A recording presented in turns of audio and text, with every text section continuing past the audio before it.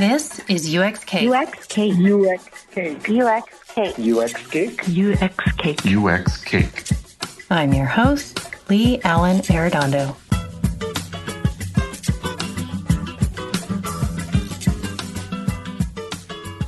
Hello, UX Cake listeners. This week, UX Cake is introducing a new mini-series called Learn UX, hosted by Leo Zhang.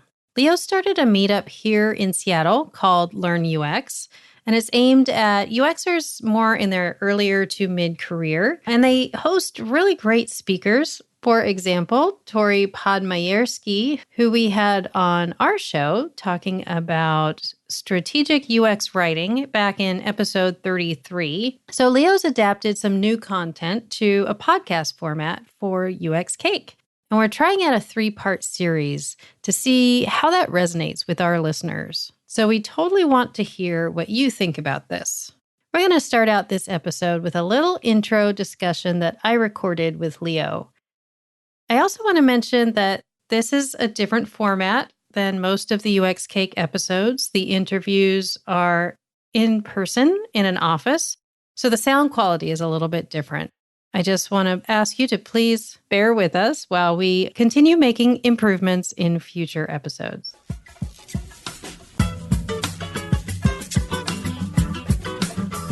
So Leo, I'm super excited to get the ball rolling with you. We've been talking about this for a little bit, and I would love to hear in your voice, what is Learn UX as a podcast with UX Cake?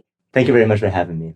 I'm excited to do this, and I've always had a passion of my meetup. And how it started was I just got out of grad school, and I used to be an engineer, but went to grad school for design in Arizona. And then I came back to Seattle, and I wanted to get into UX because I'd heard about it, but I didn't know how to approach it. So I started going to all the meetups, LinkedIn. And you were in a product design background. Yes. I have my master's degree was industrial design, and my background was I was a mechanical engineer. But I was drawn to the research part about design. That was my favorite part of it, the people aspect of it, discovery, finding out. So first I tried the whole just applying through the online portals for a couple of months, realizing it really didn't work out too well. Oh, looking for a job. Yeah. So I quickly realized this is a good city for meetups, and I started going to a lot of them. And I also quickly realized that me being more of an extroverted type and being all right with this, I was comfortable, but there are a lot of people that weren't comfortable with it. So what part of it? With going to a lot of meetups and networking? Yeah. Okay. I understand it can be draining. It's hard. So I started seeing this area where, one, it was difficult for people to come to these events and network because some of the topics were a bit over their head when they were just trying to find out what UX was, what some of the basics were, how to break in or have people help network and meet people. I was going to these events every night, and I thought, there's something missing here. And I think I can help people like me because I was starting to get more established and build a network. So I thought, let's just try it. So this group came out, and then I just told myself that I'd keep it free for people. I'd tailor it towards juniors and mids, people trying to find out about it, people that I thought needed the most help in this industry starting out. And I'd make content really relevant and unique for them. So it's still understandable and create an environment where they'd be happy and comfortable being in it. And that was the piece that you thought was missing when you were going to these? Yeah, meetups? I thought there wasn't anything that was directly catered to the people trying to break in, the people that are curious about it, the juniors. And us living in Seattle, I mean, you've seen it, tech and UX, it's a pretty hot industry. People want to be in it. And I've seen this since 2015 when the meetup first started. But since then, a few things have changed. But at the core, it still is for the people that are curious about it, people that want to break in, people that don't know what resources to start with. And I'm starting to make more and more meetup content to where it's still unique, that draws in more senior talent. So we have better connections, better conversations, better networking. But the core, the series, my meetup, everything that I want to do is to help those that are curious about it and want to learn more about it. So I guess hence the Learn UX mini-series. Yeah. Awesome. So there are a lot of UX Cake listeners. Like, we have a pretty broad audience as far as the level of experience that people have. Everything from people who are entry to people who are becoming managers or even leading teams and looking into how to be a better leader. How we've talked about this is really for the people who are early career and mid career. They are going to transition or are transitioning or have already transitioned. And so tell us a little bit about how you see this content as it relates to people in that space. So with this, I want to have it be a little bit parody of what I'm trying to do with my meetup. Like I said a little earlier, the core is I want people to listen to this and have an understanding of some of the guests that I want to bring on, of what they do from their perspective as maybe a hiring manager or as a director or as someone who can tell a story of, here are my struggles breaking in, here were my struggles when I first started, here's how I overcame them. So helpful advice on that end for people that are curious about UX here in Seattle, or it could be anywhere around the world. And I also want to make it so if that person who's talking, who has experience both starting out, telling about their stories, giving the listeners that are more junior an idea of what they can be doing, what the industry stands for, but also providing content to people more their level, the seniors, the hiring managers, the directors, with, here's how I started out, but now here's how I'm progressing in my personal career. Here's how I'm growing. Here's what I've done at other companies. So yes, I will skew it a bit more towards my crowd, the people that are just breaking in, our juniors, but there will be plenty of content and plenty of learning opportunities for all your senior existing listeners as well. Well, I think it's really important to remember that the people who are coming into the field now are the people who are going to be the leaders. Absolutely. Not too far in the future. Yeah. And I think it's really important for us to think about that as a discipline and how things are changing, like really quickly as more people are coming in and as, business and technology changes. Mm-hmm. And there's new ideas coming. A lot of the people who are transitioning into UX are actually coming not from college, they're coming from other disciplines. Absolutely. And so they're bringing a lot of new ideas with them. And I think that is actually going to invigorate our discipline. And those are going to be the leaders in the future. So we want to make sure that everybody is feeling included and understanding the need for inclusion and the need for these basic principles in design and understand the history as well, kind of where people now have been possibly. I completely agree with you when you say that this field, while it is growing very fast, you've seen it ever since I came here in 2015, and I barely recognized it from what it was then to what it is now. It's moving so rapidly. But you touched on a very important topic that I've seen personally in my group, my meetups, and the community that I'm part of, is that it's very rare to hear anyone with a direct route that they knew they want to do this all the way. I've talked with architects, people in medical profession, business. I mean, you name a profession, and I bet there's someone in UX doing it. And I also agree with you in that I think that's what makes this industry so special and unique. And part of why it's growing so fast, I think, because there's that direct design knowledge and direct knowledge of what user experience is. But when you bring all that previous experience, that's what makes it really interesting. That's what makes people in this industry very interesting. And that's part of why I'm so drawn to it. Mm-hmm. And Seattle, too. I mean, you and I talked about this briefly, but Seattle, while the Bay Area had a head start, I'd say that we are at this point, we're growing fast for tech. And I think you and I talked about this too, but this is is it the only podcast coming out of Seattle for UX? I think it's the only one that I know of. Yes. It's the only one that I know of, but it's a great city. Another reason why I keep doing the meetup, I keep planning events, organizing just by myself. And I mean, you know how much it takes to do it. You do a whole episode of how much stuff you do and still hold it together. It's pretty amazing. But the reason I love doing this is because we have a great community, and it makes all this worth it. Yeah. And I'm super excited to be amplifying this to people in Vancouver, BC, and people absolutely. in Iowa, and people in Memphis and people like we have listeners all over. So people in Ireland and the UK and Australia and like I can't list all the countries where we have listeners, India.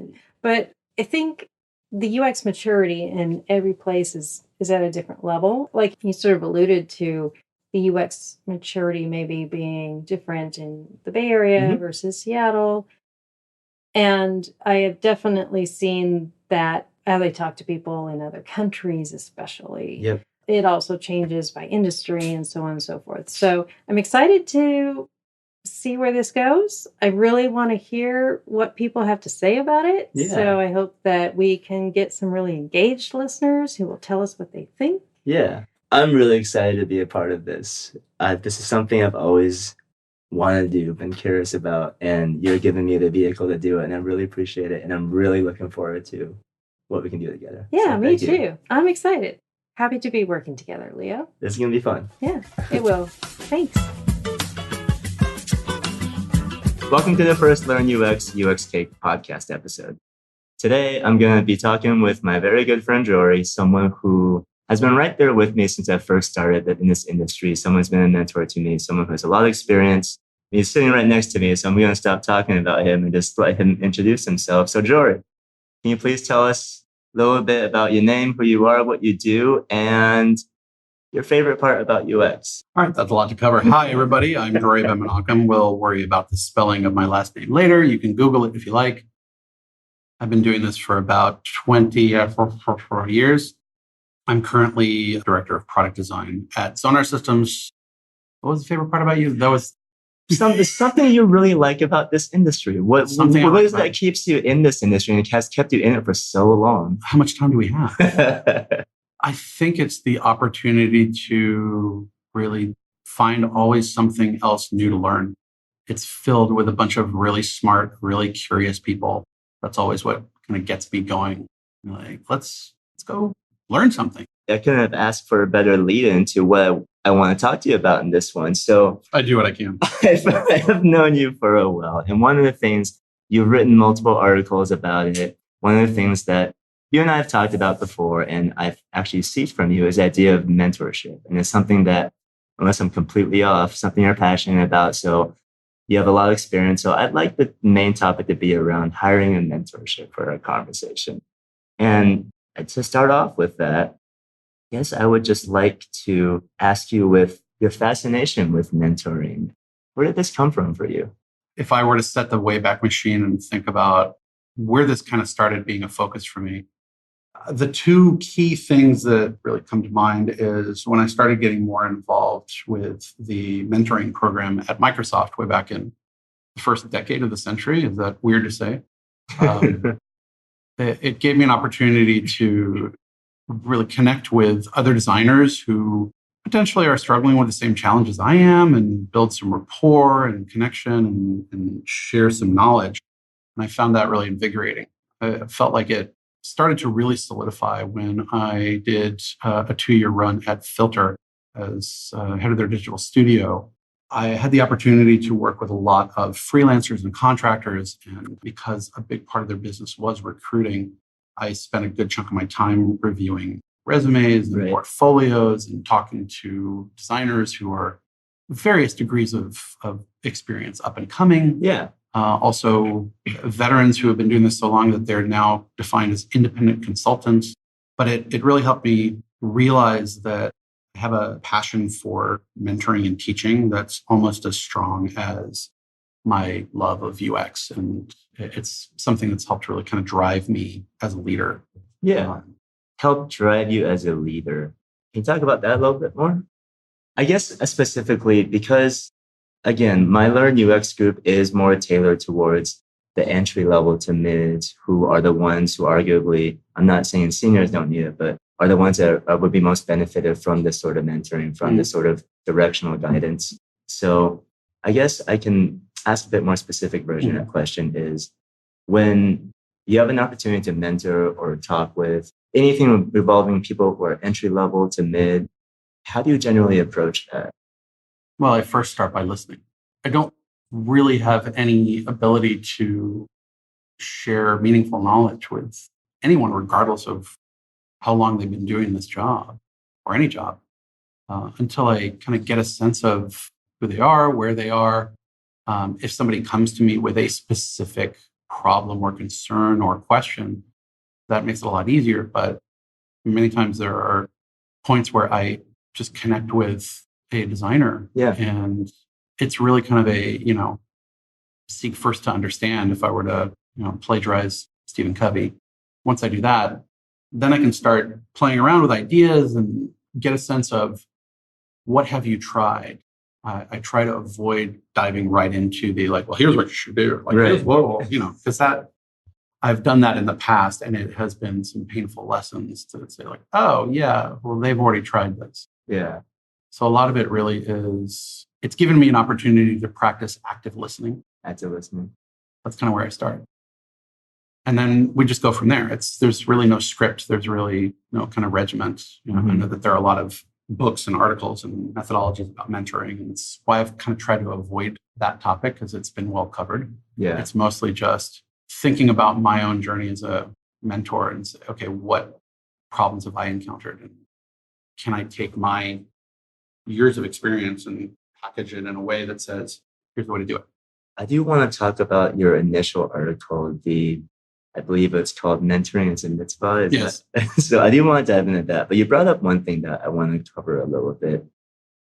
Active listening is something that we in this field, we have to do all the time because we're so user-centric, and we are users are the reason we even have work. Starting out, you were saying that as you move along in your career, you were also growing both in your field and as a mentor. Mm-hmm. And earlier on, you mentioned when you first started, you just jump right into, well, here's what you should do, here's what. So I'm wondering if you can talk about your personal growth as a mentor through the years. You talked about active listening being the key of what you do. People listening, this is interesting, I want to learn more about it. Tell you a little bit about how you grew as a mentor and some of the hardships you overcame to really kind of dial it in and be able to write these articles. Yeah, I think in addition to learning how to be a better listener, which I'm still doing, the biggest thing that really motivated me to start capturing this stuff in any form of an article is really there is the tender trap of servant leadership. And it's one of the things that's drawn me towards, helping somebody with the next chapter of their career. It's that whole, if I have to give it, I'll give it. But there's also a sense of self-awareness that I still, even today, have to really be dialed in, because in the past, I have not been as good as I am now with the gift of no. And I see, I can help that person with this. And it's that it can get addictive, where you get that psychic income of seeing that light bulb go off with somebody else, where you give them this path to dissolution. But there is that pragmatic part around time management and being self-aware around how much of yourself you're giving away to this. And that's something that anybody who is a servant leader or a catalyst or somebody who is really driven by adding value to the people around them, that they can get lost in that. And that's something that happened to me many times that I had to pull myself out of, where I got to a sense of overwhelm. And I just said, okay, I'm done. I have to stop doing any kind of mentoring or any kind of XYZ for a period of months or years, and had to give myself time and space to reset that. It all kind of levels up to self-awareness, really understanding also why you're doing it. If I were to be completely candid with myself and with our listeners, everybody listening, I think I also had to be honest with myself about one key question. Am I doing this for my own ego? That's a really good question to ask yourself.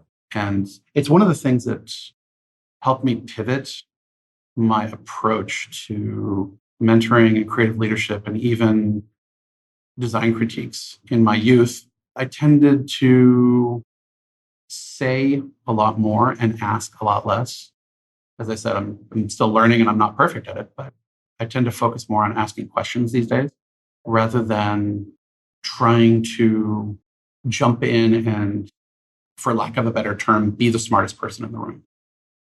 I found that in my past, when I took that, just tell them what they need to know, it actually didn't add value to the mentor, because what some of my mentors have shared with me in reflection is by just handing them the information and solving the problem for them, or talking them through it too densely or too much, you're actually taking away an opportunity for that person to do the learning on their own. Absolutely. That's a really important part of the journey. So I had to be really self-aware about, let me step back and let this person practice their craft, whatever it is, give them a couple of thoughts and ideas to move forward with and see where it goes. You brought up something that with mentor, I don't know if I personally also really enjoy it. And there's one thing that I sometimes struggle with, and I know this can be a struggle from both the mentee side and the mentor side. Sometimes you get someone that has a direct question or knows, I'm weak in this point. I'd like your help and mentorship to help me with X. They could be self-aware of it, but sometimes you get someone, and I feel like this is more often than not because it's a complex field, that doesn't quite know. Would you have any advice or guidance for both at the mentee, like, hey, if you don't know what you need mentorship on, here's what some things you can think about. And on the other end, as a mentor, if you get approached with someone who doesn't quite know what they want mentorship in, how you can navigate that? That's a pretty meaty question. Let's try and break it down a little bit. Yeah. It's interesting that the whole topic of they don't know what they don't know about what they need to improve on. It's that, again, that self-awareness part. Everybody's got blind spots. Humans are messy. We're all gloriously imperfect. I think a lot of that, if I were to tap into what we know about UX, a lot of it comes from direct observation. And for me to give advice to someone about specifically what they might or might not need to work on, I have to have a good enough understanding of who they are as an individual. And I think that's where, if it's an obvious question, yes. I actually had a question from a designer on LinkedIn recently. It's like, hey, what do I do when my boss doesn't care about research? My first question, of course, I answered a question with a question. First thing I asked him was, is that a fact or is that a feeling? Is that your perception of what they're doing? Or is that actually what's happening? And after a little bit of back and forth to unpack it, it helped me better understand the context of where this designer was coming from. And that helped me provide a little bit more active guidance. But it's almost like a little bit of improv where you have to just step in and read the room and kind of look around and go, what's happening and how do I add value to move this scene forward without completely shutting down the energy by just talking at them too much. Yeah. Or saying, well, here's what you need to do. And that's not the right thing because they're like, well, I already did that. And then where are you? In our current Seattle market where UX is tech in general is booming pretty big here. And with the juniors and career transitioners that are such a core part of my group, I get a lot of requests for it. And I don't blame them for not knowing because it is a very complex and rapidly growing, changing year to year industry. Oh, yeah. So that's kind of what I was getting at. If people in your end, they get approached for mentorship and they don't know how they can start sussing out how they can mentor them without overwhelming them or making it helpful. And one of the things that I mentioned was rambling on about in my article is there is this perception that mentoring needs to take a lot of time. And it's really, there's opportunities if you're paying attention to be able to, quote unquote, I'm doing the air quotes here on the microphone. There's an opportunity to provide that mentoring value in a very short amount of time, even if it's just pointing somebody in the right direction. Absolutely. See somebody on LinkedIn, the whole LinkedIn people looking for advice thing. I think it's very helpful. And it helps create that specificity. Send out that message. Who has knowledge in this arena? I need to understand SEO better, as an example. Yeah. I personally would not have any clue on how to do that, but I know a person. And if it's just, hey, here's somebody that you can potentially connect with. That in and of itself is a form of mentoring because you're creating avenues for knowledge capture that you don't necessarily have to do yourself, but you can nudge them in the right direction. Sometimes that's enough. The idea of being a connector. You're still actively helping them, point them in the right direction. And is that along those lines? Yeah. So then you talked about you need to know more about SEO. So this goes back to even someone of your position, someone who's been in this for a long time, someone who does more mentoring, still, I mean, I might say seeks mentoring in some stuff, seeks knowledge. All the time. So then this will be good for our more senior listeners on those of you. How would you approach it? How would you try to find a mentor in your position as opposed to the more junior career transitioners? That's a really interesting question because I actually just went through that process again, where every year or so, based on where I am in my career and what I've kind of identified I need to learn next. Yeah. What's the next most important thing I need to learn? Yeah. I've actually recently started working with a new mentor myself. I'm under NDA. I can't talk about who she is, but she's a badass. And she's just in the last few months has really given me a lot to think about. It's fantastic. For me, the focus is really repositioning my leadership mindset because I learned about a year ago that I over-index on servant leadership. Can you dive into that a bit more? Over-index servant leadership. So for the folks in the audience who don't know what servant leadership is, it's essentially a flavor of leadership where it's really focused on coaching and collaboration. And your org chart is upside down. Your goal is to really facilitate the success of the people that are in your care. And one of the things that I've been focusing on as kind of a learning journey for me is, as part of my role here as head of design for Zonar, I have the opportunity and the benefit of having some designers who are very comfortable giving me some very valuable feedback.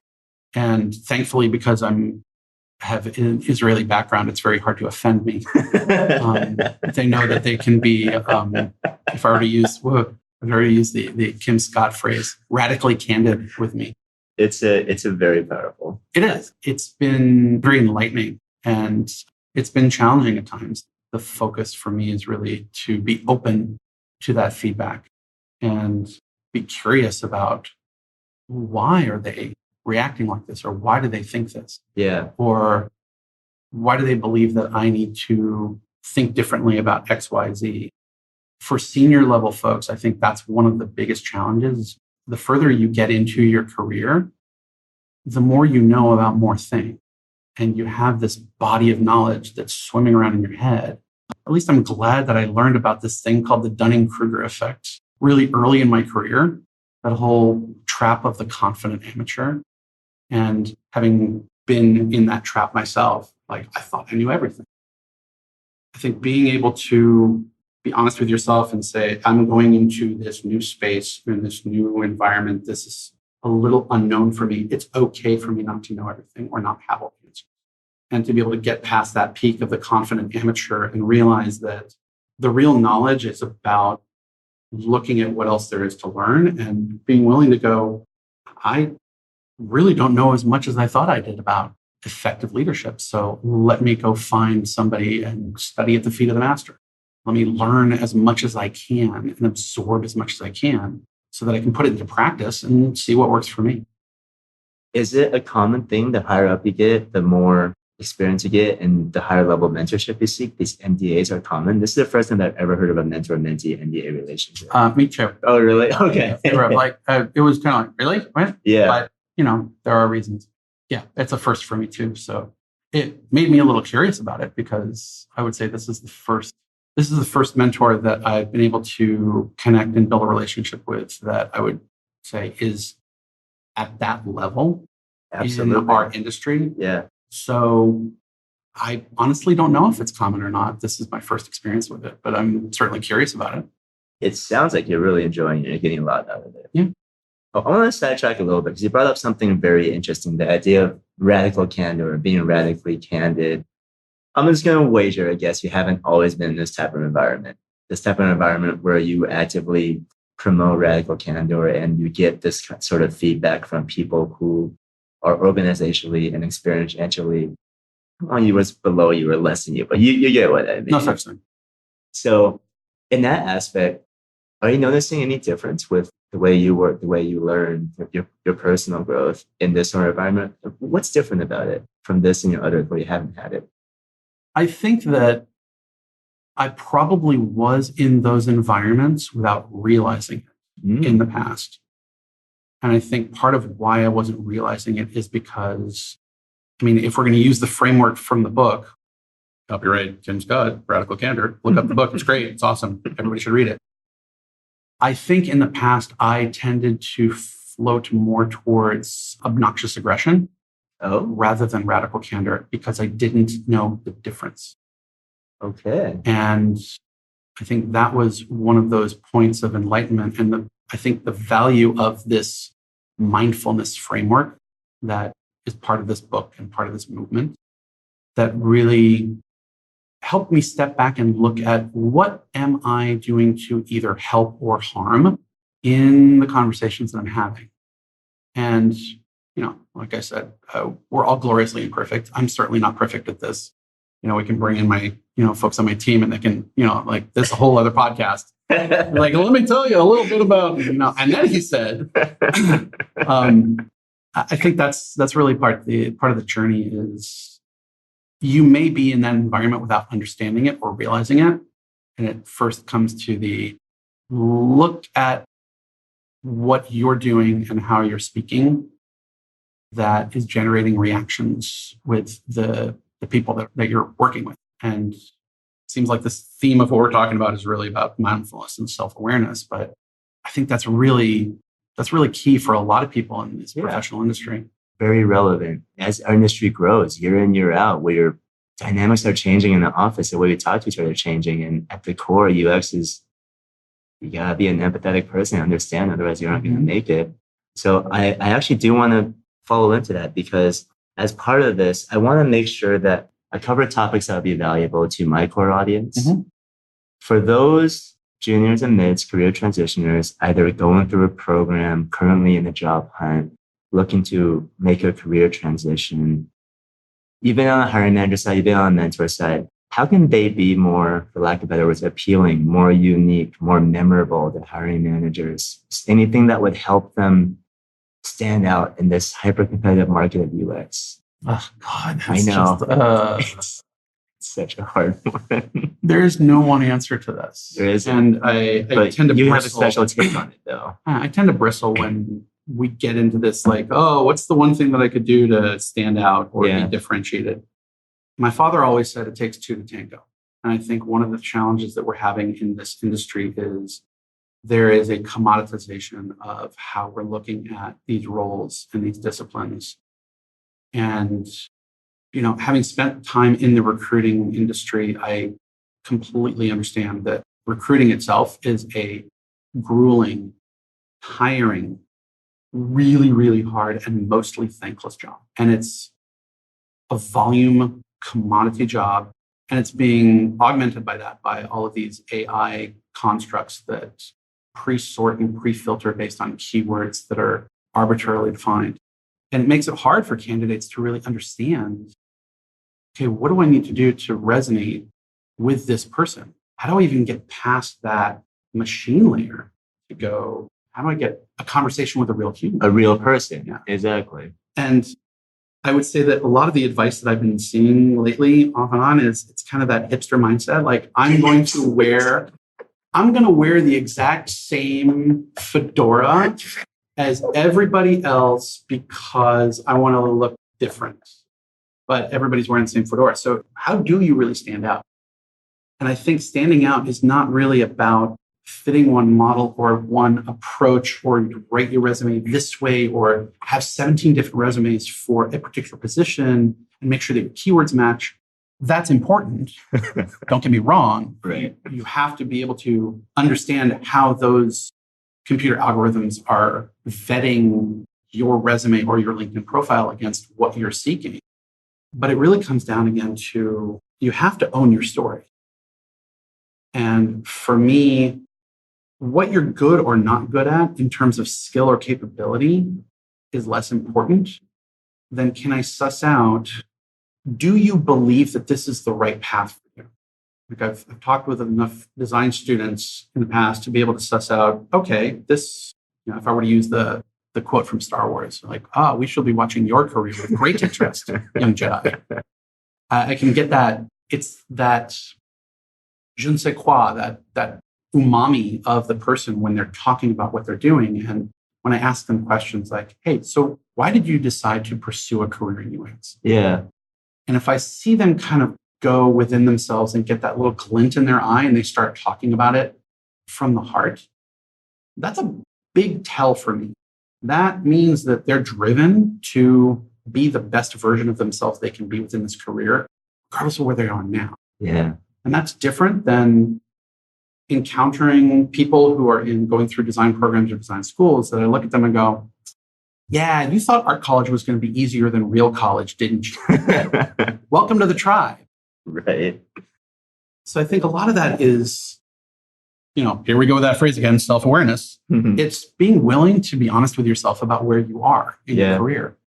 And if you have the chutzpah to stand in front of a hiring manager, if you get to that point, and go, yeah, I'm a design student. I have 2 years under my belt. This is what I've got to show. Here's how I'm telling you the story to show you the potential that I have to not just do this job, but think this job. And I think that's one of the big keys for me that differentiate somebody who's going to have an amazing career in UX versus not is, are you focused on not just doing the job, but thinking the job? Are you always looking at the what if, the how might we, the what's next, the not perfect, but better, looking at those places where we can continue moving the bar forward to facilitate greater understanding and empathy. Because what we're doing is literally solving problems for other human beings. For other people that we have to understand in a very... Yeah. That's one of the things that I'm very privileged to have spent years figuring out on my own, occasionally with the help of mentors, which has been very appreciative. Thank you to all of those out there. It's really thinking about, like, what are we really designing? To be able to look at your work from that perspective, it's not an app, it's not a product, it's not a service or a user interface or whatever term you like, I designed da-da-da, or whatever term is in a job description. If you can look at your work through the lens of, I'm designing an outcome for another human being.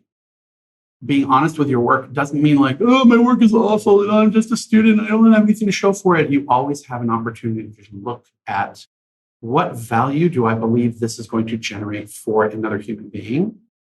Even if it's just, hey, I did a brand design for this small business. Well, what's the value of that brand design? What mistakes did you make? If I'm looking at somebody's work and all I see is finished work, I can't get a sense of their thought process and their journey.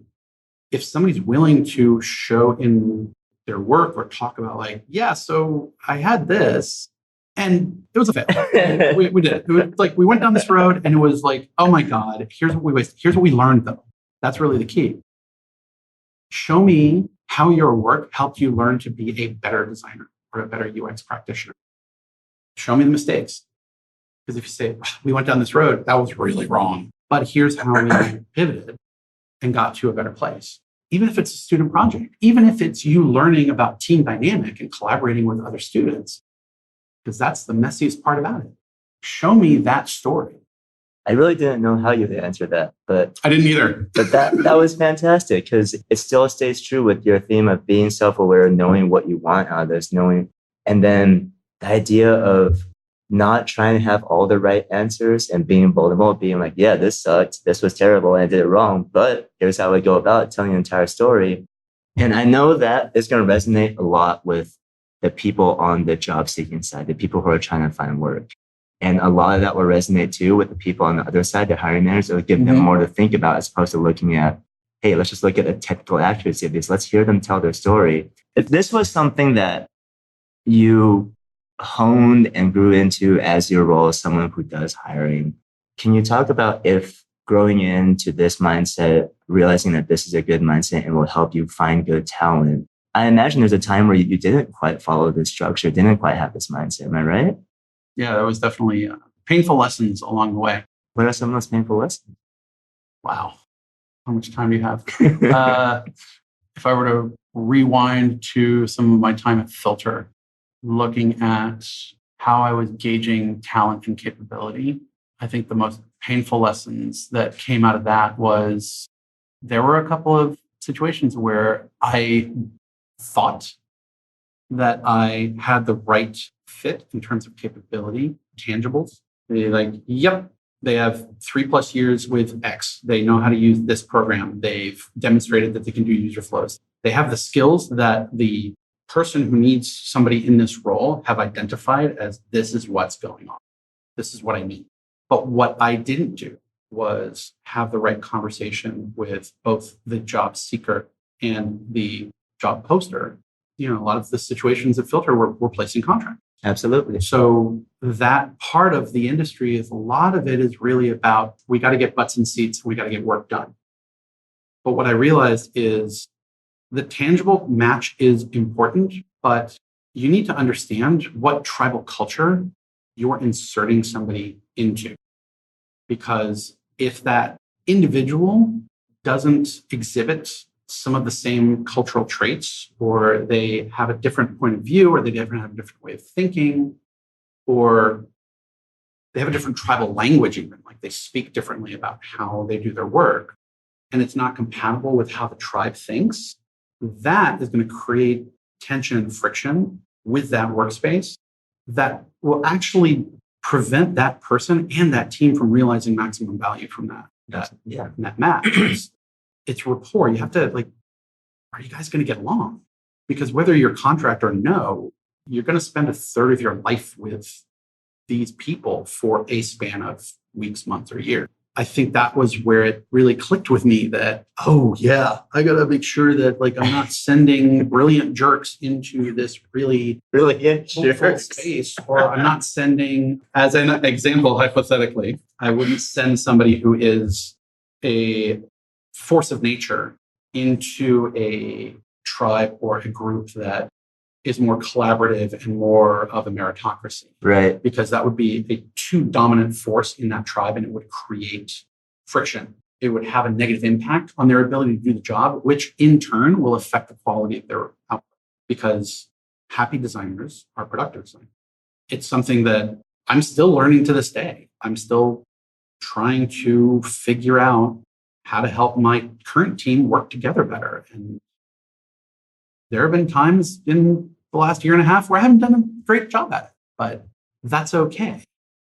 It's a difference between, that was wrong versus I'm wrong. Yeah. To that point of making sure that there's at least a compatibility around soft skills. And that's still, it's not even just with hiring. It's ensuring that I have a designer that I have to allocate to a particular project team. Here, I have to actually pay attention to whether or not the personalities are going to clash. And that's, it actually came to, bite me in the butt a while back here. Yeah. I had to really step back and go, no, that was not the right decision. So let me see how I can fix that. That's really good. So I want to now start wrapping up. I want to tell the listeners, I'll link all this in a write-up. There are Jory's 2 articles, the mentoring is a mitzvah, and then going along with this mentoring no hires, the most recent one, they just came out this month, right? Yes. So I'll link both of those. They are both on par with everything that was said here. They are more specific, focused ways. And if you made it this far, and I'm guessing I think I borrowed that line directly from your journal. If you made it this far, then damn it, you got me. So that being said, and if any of this made sense, because my new mentor has told me, you need to use fewer words. Sorry, I know. Brevity is the soul of wit. I get it. This was all about you. I want to hear your thoughts on this. So, and that being said, is there anything else you'd like to talk about? The classic UX researcher. Is there anything else that you missed you'd like to talk about? Anything I didn't bring up? No, I think it's been fun to just kind of shoot the breeze on this. I would say that I'm still in my head is echoing the, what are the things that junior designers really need to understand as they go into this world. Yeah. And it's not even just junior designers. Are you new to the industry? Are you new to the company? there's an opportunity for you to own your story in a way that doesn't extend across the line of confidence into arrogance. Because one of the things that we tend to struggle with is design and UX having a seat at the table. And that's a podcast right there. That's a separate topic. I'll try and I'll be brief. I'll be brief. I think that there is the subtle art of diplomacy that is involved in getting a seat at the table. And I think the way I've tried to do it in the past has failed miserably, where I have said, I don't have a seat at the table, so I'm going to stand in the middle of the table and talk really loudly in my best stage voice so that you will pay attention to me. And that doesn't work. It doesn't work because most of the other people across those other disciplines, in various degrees, either don't completely or don't understand at all what value you bring to the table. So one of the valuable lessons that I'm picking up during my time at Zonar here is Zonar is very much a show me culture. And I've actually gotten the feedback quite a bit like, okay, you've talked about this enough. Give us some examples of how you've demonstrated what you've done. Show us the value. I think getting a seat at the table also involves identifying what I like to call design and UX sympathizers in the environment. Like, who are those people that is there a developer that is UX savvy or design savvy? Do you have dev managers who genuinely believe that, the definition of an agile team includes everyone who delivers a meaningful vertical slice of value to a customer? Do you have an executive who really understands what you're trying to do, even if they don't understand your discipline or your role completely, but they're coming at it from a growth mindset and they're willing to provide that air cover to help you get a seat at the table. So getting a seat at the table often involves making sure that you're getting the invite from the right person. That's some solid bonus content right there. A little bit. I like to say thank you one more time. There's multiple reasons why I wanted to have you kick all this off for me, but the most prevalent one is, as I'll tell our listeners more about this, but when I was first getting my start in UX, I had a degree in industrial design, and I was finding ways because I was so passionate about the research and strategy, the people side of it. So I was trying to find ways for my portfolio to tell my story about, hey, I did product design, but here's why I love research. And so I was trying to find a pivot into UX research. And this was when you were still a creative director at Smashing Ideas. And this is when I joined your team. The role I had with you on your team was my first foray into all things UX and everything that I'd gone to grad school for, everything I'd gambled and quit my job to do all this for. And I've heard stories that go two ways. The first role they love and they realize this is for me, just works out good. Or their first role, they, after going through all that, like maybe it was a bad role, something, and it wasn't for them. And that breaks my heart because I talked to so many people like that. I've told you before, but I had a great experience with you. So I want to thank you again for everything you helped me out with, showing me the way, leading me in the right direction and doing this with me. So thank you. Thank you for your time today. I appreciate that. That's honestly, all I did was give you an opportunity to show the tribe what you're good at and what you've learned. It's just putting into practice that knowledge that you have and being willing to fail early and often along the way. And let's just look at it and go, oh, okay, well, that could have gone better. Let's try it again. Yeah. So that being said, this wraps up our talk. And awesome. Thank you Thanks. again. This was a lot of fun.